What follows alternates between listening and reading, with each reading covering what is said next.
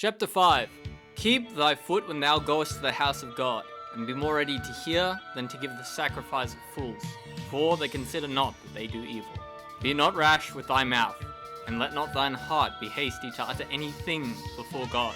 For God is in heaven, and thou upon earth. Therefore let thy words be few. For a dream cometh through the multitude of business, and a fool's voice is known by multitude of words. When thou vowest a vow unto God, defer not to pay it, for he hath no pleasure in the fools. Pay that which thou hast vowed. Better is it that thou shouldest not vow, than that thou shouldest vow, and not pay.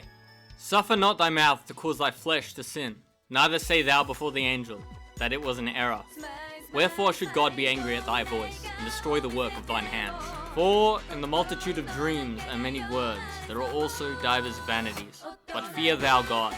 If thou seest the oppression of the poor, and violent perverting of judgment and justice in a province, marvel not at the matter.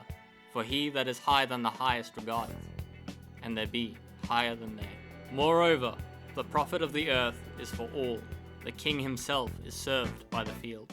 He that loveth silver shall not be satisfied with silver, nor he that loveth abundance with increase. This is also vanity. When goods increase, they are increased that eat them. And what good is there to the owners thereof, saving the beholding of them with their eyes? The sleep of a labouring man is sweet, whether he eat little or much, but the abundance of the rich will not suffer him to sleep. There is a sore evil which I have seen under the sun, namely, riches kept for the owners thereof to their hurt. But those riches perish by evil travail, and he begetteth a son, and there is nothing in his hand. As he came forth of his mother's womb, naked shall he return to go as he came, and shall take nothing of his labour, which he may carry away in his hand.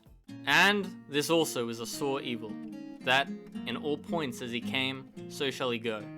And what profit hath he that hath laboured for the wind?